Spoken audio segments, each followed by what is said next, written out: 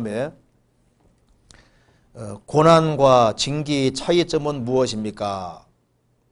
또 야고보서 1장 13절에 하나님은 아무 사람도 시험치 않는다고 하셨는데 제가 시험을 받고 고난을 당하는 이유는 무엇인지요?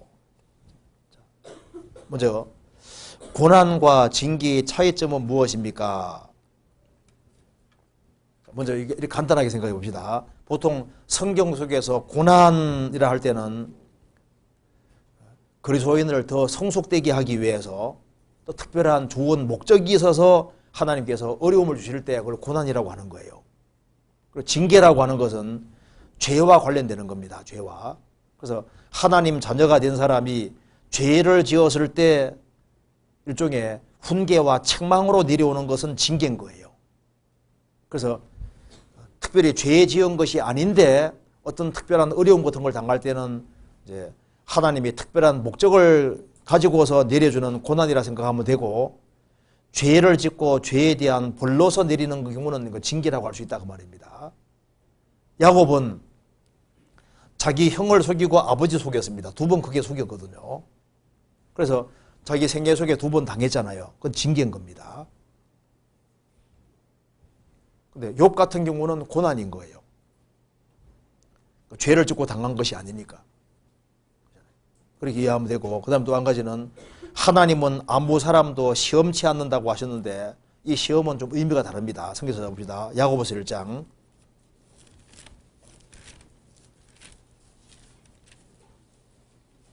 13절입니다.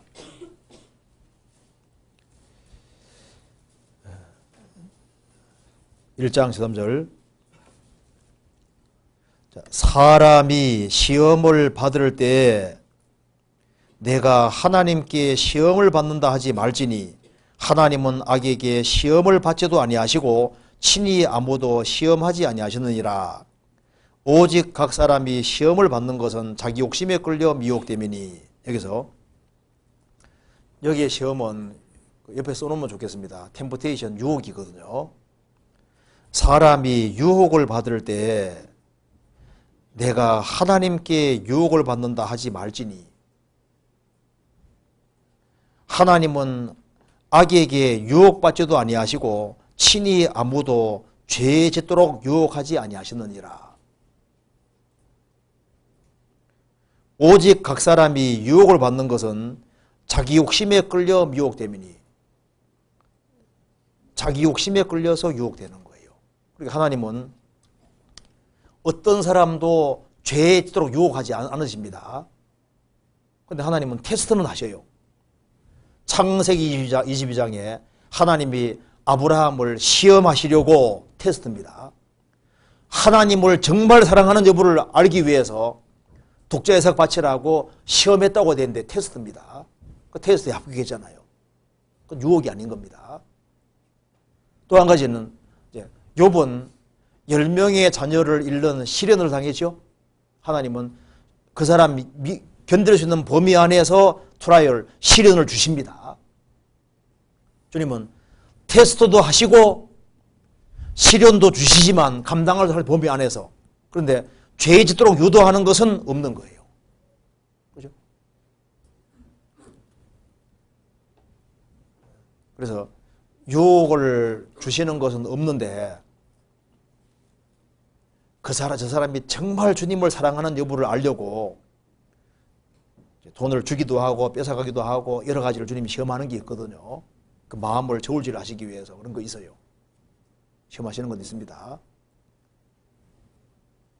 그래서 어떻게 반응하는가 주님 보시는 거예요. 테스트하는 거 있습니다.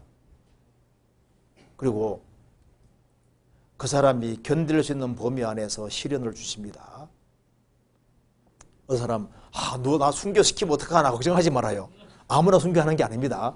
어느 사람 생각해요. 아이고, 욥은 10명의 자녀가 다 죽었는데 하나님 내 자녀 죽이면 어떡하나 걱정하지 말아요. 주님께서 그 사람 견딜 범위 안에서 주시는 겁니다.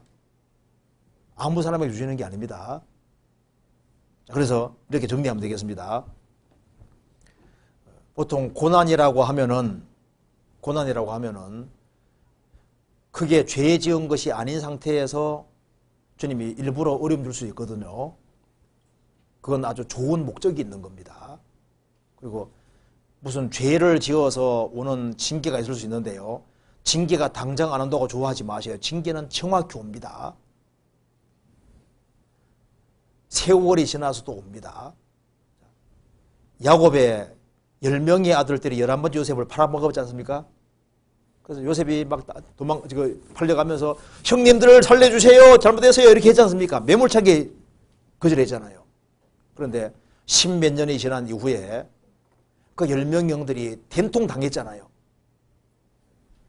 우리가 요셉을 그렇게 하지 말았어야 된다 하고 막 괴로워하고 징계를 톡톡히 받았습니다. 세월이 지나서 동생을 억울하게 한 것에 대한 징계를 받고 그 외에 계속적으로 마음고생하는 거 봐요. 그 징계가 있습니다. 성도에게는 징계가 오는데 빨리 안 온다고 좋아하지 마세요. 나중에라도 반드시 옵니다. 그러니까 처음부터 바르게 사는 길을 택하는 것이 현명한 거예요. 징계 한번 받아보지 뭐 이렇게 하지 뭐 그런 소리 하지 마세요. 하나님은 책찍질을 하신다. 그 책찍이 얼마나 아픈데요. 사랑하신 자를 징계하시고 받으시는 아들마다 책질하십니다. 책찍을 안 받아봐서 그러시오. 요즘 학생들은 매사를 안 받아보잖아요. 물풀이 나무 이런 것도 얼마나 아프고 빠따 맞을 때 얼마나 아픈데 그 정도가 아니라 책찍은 더 아픈 거거든요. 그러니까 조심해서 하는 것이 현명한 겁니다. 별다른 죄를 범한 것이 아닌 상태로 오는 어떤 고난이 있을 수 있습니다. 그래서 구원받은 사람이 무슨 병이 들었을 때 신방 가서 자매님 무슨 죄 지었어요? 얘기해봐요. 이렇게 하면 안 된다 그 말입니다. 왜? 죄가 아닌 경우로도 병 올 수 있거든요. 욥의 세 친구들은 욥이 엄청난 재앙 당하니까 욥 너는 틀림없이 죄 지었다 그랬거든요. 안 지었어요. 왜? 욥의 세 친구들은 이런 엄청난 고난은 죄로만 온다고 생각하는 거예요. 죄로만. 아닌 거예요. 죄가 아닌 상태로 올 수도 있는 겁니다. 그러니까 그걸 구분을 우리가 정확히 못하기 때문에 쉽게 판단하지 마세요.